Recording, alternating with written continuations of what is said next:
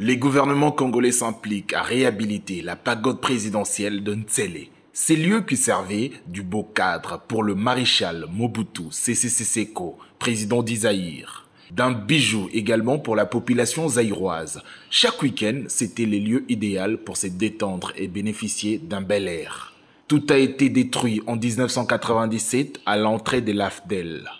25 ans plus tard, un Congolais s'élève pour réconcilier les Congolais avec son histoire, sa nostalgie et ses souvenirs.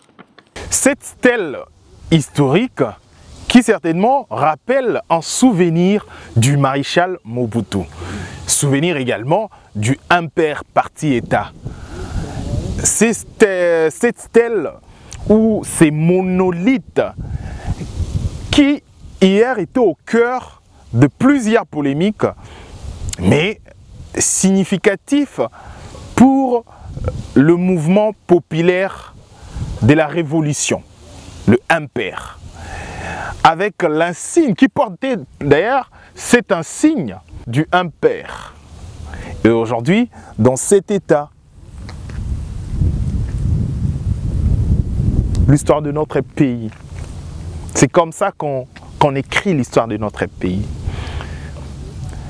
Et c'est une façon de pérenniser l'histoire ou d'effacer les traces des hommes qui ont vécu ou des hommes qui ont impacté l'histoire de la République démocratique du Congo. L'histoire peut être capitalisée de plusieurs manières, car un leader n'a pas que de côté positif. Tout leader au monde a également des côtés négatifs. C'est vrai que la nostalgie du maréchal Mobutu rappelle beaucoup de souvenirs, de moments, des blessures, mais également de moments de gaieté pour plusieurs.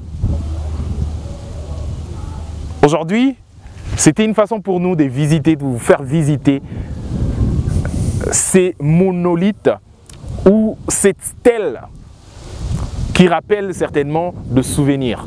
À un moment donné, beaucoup des Zaïrois disaient que l'enfant du maréchal Mobutu, le président d'Izaïre, a été enterré ici. Mais après plusieurs vérifications ou confrontations de plusieurs sources d'informations, on a appris que c'était juste pour symboliser et marquer genre un point de repère du Impair. On se retrouve très prochainement pour une prochaine édition ou surtout une nouvelle découverte sur Info des 143 avec le vôtre.